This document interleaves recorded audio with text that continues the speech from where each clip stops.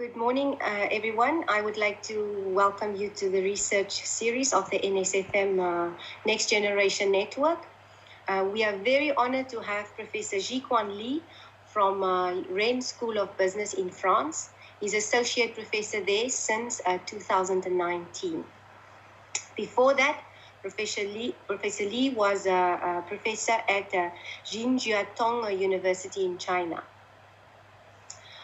His areas of research include leadership, motivation and behavior, and work teams. Over the course of his academic profession, he has been receiving many awards for outstanding scholarship.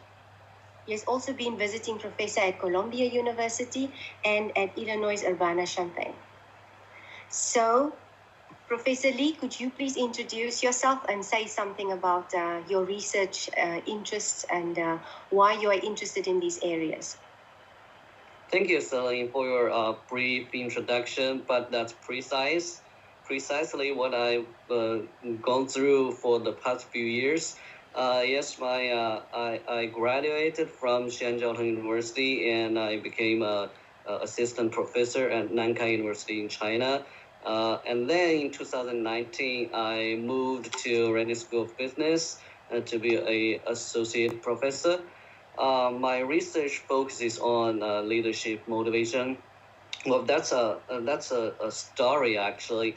The reason why I am looking at topics like that is because of my unique experience. During my PhD program, I was a visiting scholar at Columbia University, but actually I was a business school student. So my research would be like a combination of management research and psychology research. So that's why I am focusing on those topics. As for me, frankly speaking, I didn't have a choice back then because in 2009, when I was about to graduate from my undergraduate program, I had this opportunity to do research and pursue a PhD degree. And I was telling myself that you don't want to work like others in a enterprise, in a firm, like a clerk.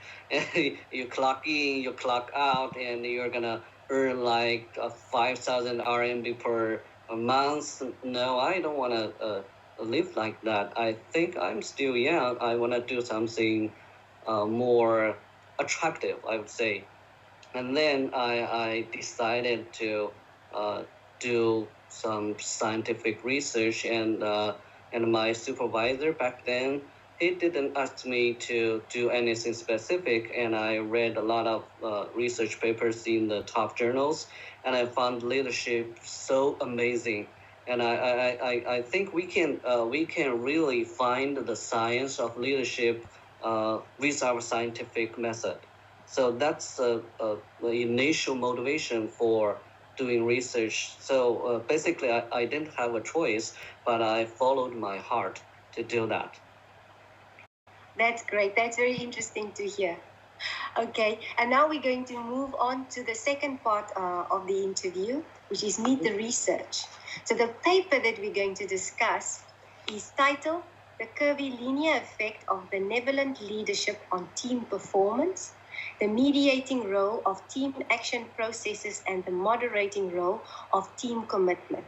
This was published in 2018 in Personnel Psychology. Mm-hmm. Yes. Yeah. So could you please tell us about the specific problem that you are addressing in this paper? Well, I have to say that this is one of my best papers and one of my favorite, of course. I like the idea of the paper just simply because it was developed based on the true story of mine.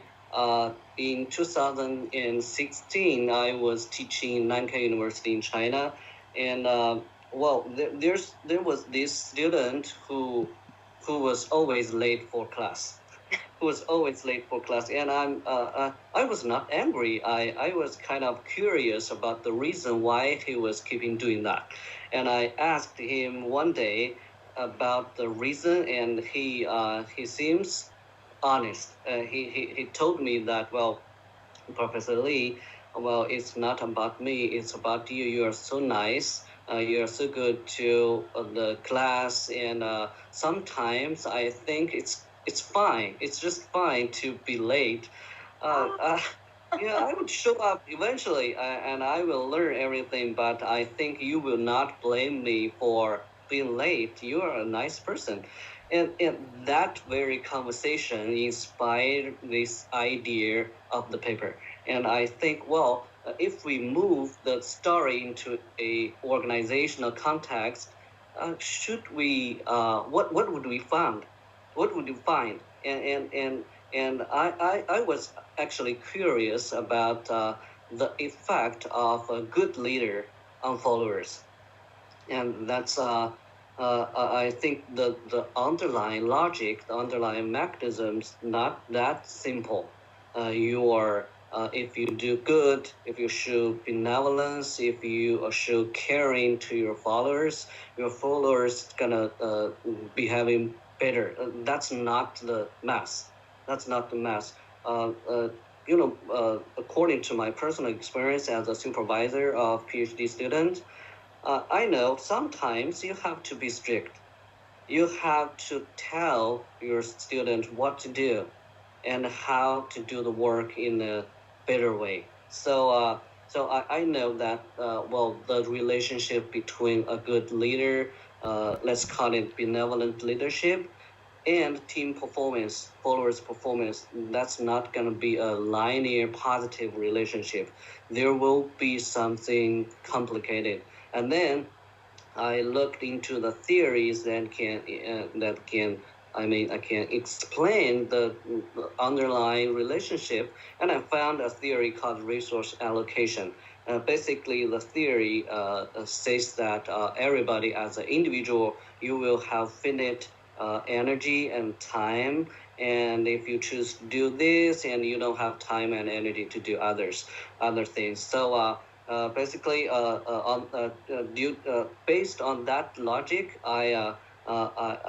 my co-authors and we propose that, well, a good leader, yes, a good leader is good in nature, but after a certain point, if you are, let's say, excessively good, your followers gonna suffer from that. They might have lower motivation. They might have less guidance in work because you spend too much time and energy in caring about their working situation, their family life, but you don't have time to be a leader. You don't have time to direct the tasks. You don't have time to tell them what to do and what are the deadlines and what rules should be followed.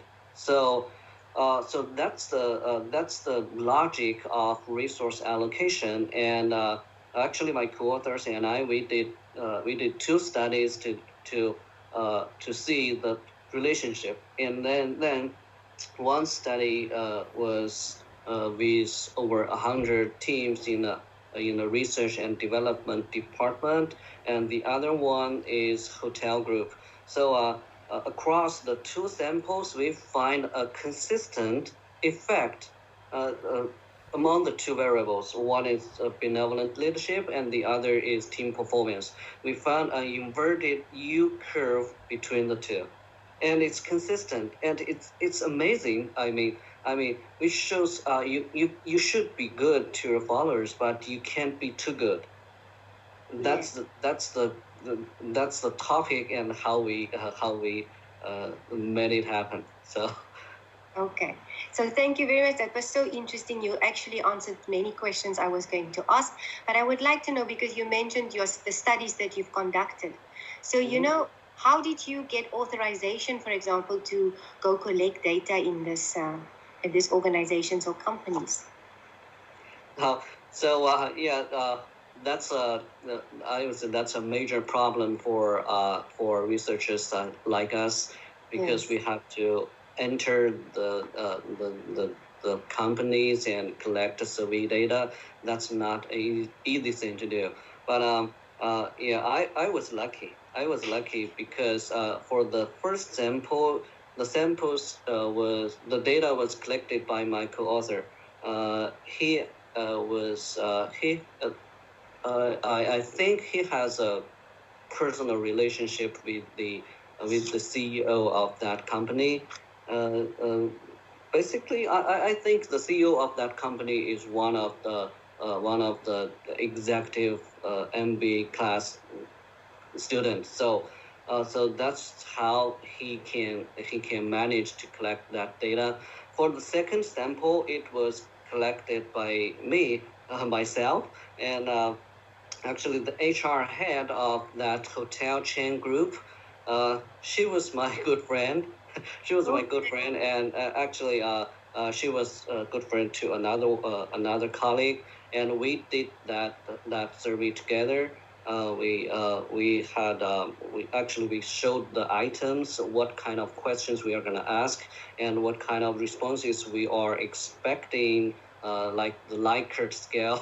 So they are actually they are really clear of everything we are going to do in their form, and we assured them that anything anything that is not appropriate, you can just delete the question. You can just do anything you want, because running a business is so complicated. We don't want our survey to bring any negative effect on their operation. So after communication, I think we reached an agreement to do the survey. But that the data collection process actually it's a suffering process to do, because we have to do many communication work. Some of the respondents, they don't understand what's the meaning of the items. We have to explain, and we revised the questionnaire for like 10 times to make sure everybody understand the questions. So the process is complicated, and it's not that easy to do. But authorization, I think that can be fixed by communication. Communication, transparent communication. You can earn trust from the HR head or the CEO of the company. So, Okay. thank you. Yeah. So, yes, I asked the question because I know it's really a problem for many people. Unless you have sometimes a direct contact with companies or with people, then it's so complicated to get good data anyways. Yeah. So the next question I wanted to ask you is just something about the paper. How did you decide how did you decide, and how did you measure benevolent leadership? That's the scale was adapted from previous study, because benevolent leadership is like a well-established construct in leadership research. We didn't do any change to the construct, so we just used the adapted scale directly. Okay. Of course, in Chinese we did the back translation procedure to keep the meaning of the items equivalent. So okay. Okay, and then I wanted to ask you, what is the impact of the paper? Well, I would say the citation of that paper now is increasing. It's one of the most cited paper published by me. But in terms of journal, personnel psychology is like the top journal in applied psychology. So they publish like over 20 articles per year. So it's really difficult to publish paper in that journal. We spent quite a lot of time and effort in publishing that paper out, and I think the topic itself is practical, and according to my experience, many practitioners, they care about that question, that topic. So for now, I say, well, the paper has a limited impact, but I am sure that in the future, the paper is going to be a really good one. And I had, well, my co-author told me that one of the major news press is working on, translating our academic paper into a science reading material on the newspaper. So, well, I will let you know when it comes out. Okay.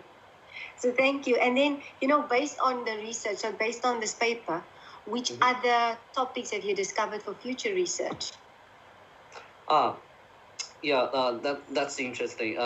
Thank you for the question. I was about to talk about that. Actually, before publication, I presented the research in University of Utah in 2017. I think it's time. So one of the professors who was listening to my presentation asked me later after the presentation that, well, I am super interested in the construct benevolent leadership because it seems that in the Eastern culture, leaders, when they show caring or when they show consideration for followers, no matter work related or non-work related, it's a good thing. It's a good thing. In the Eastern culture, we call it paternalistic culture in the paper. But in the West society, in the Western culture, things are different. If you are a leader and you are caring about your followers' family issues, that's like intrusion. That's like something you can't talk about with your followers. So I think cultural difference should be a huge moderator in determining the effect of benevolent leadership on followers. So for future research, the cultural differences, the cultural impact, that topic I would spend a lot of time and energy to do that. And I strongly encourage scholars who are interested in the leadership construct, please spend some time and help us. Yeah, because that matters. That matters. Okay, very interesting. So finally, what are the most important resources that researchers should consider when they are interested in the topic of leadership or benevolent leadership, precisely? Well, my suggestion is that they should keep a close eye on the new technologies because like artificial intelligence, like modern media communication tools, these kind of new technologies, they are changing our lives. They are changing the way business are running. So leadership is not the leadership we were talking about for years ago, right? So we have to consider the context of leadership, and that is one of my major research direction in the future. The business model have changed, and the audience have changed. Employees are different from the previous generations, so many things are different. So we really need to consider the context when you are applying a leadership theory, explaining anything, and that's for researchers as well. Okay, thank you very much. And I want to ask you a general question, not necessarily related to the paper, but rather to the topic of leadership. So as you know, in this network, we are very interested in ESG factors, so environmental, social, and governance factors. What do you consider, how important is leadership when we consider these factors? Well, not because I'm a leadership scholar, I would say that but because in any organization, in any kind of organization, leadership matters. Leadership matters. Leaders are the group of people who can take actions who can translate the visions, the missions into practices. So for me, I think the most complicated thing about organization is not about business. It's about person. It's about people. So leadership is, I would say, leadership mainly talks about, investigates about people issues, how you're gonna manage your followers, how you're gonna manage the conflicts, the emotional stability things, the motivation things. So in one word, I would say leadership matters. If you're gonna be environmental friendly, or if you're gonna do sustainable business, or other topics or other ideas, you have to consider the effect of leaders. Yes, it's very good. Thank you. And now we're going to move on to the third part of the interview, and the third and the final part, which is the outlook.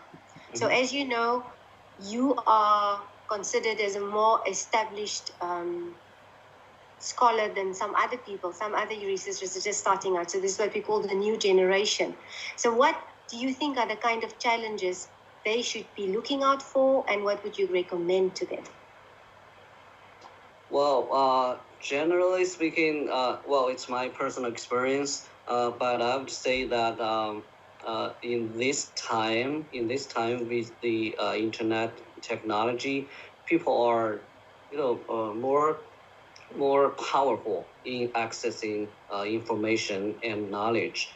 Well, I would say keep critical about the information and knowledge and ask questions. Ask why. Why would we do that? Or why it's like that?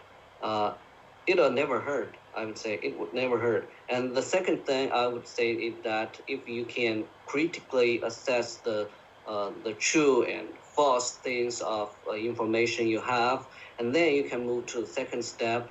You should do something that can really attract you, that you are really interested in.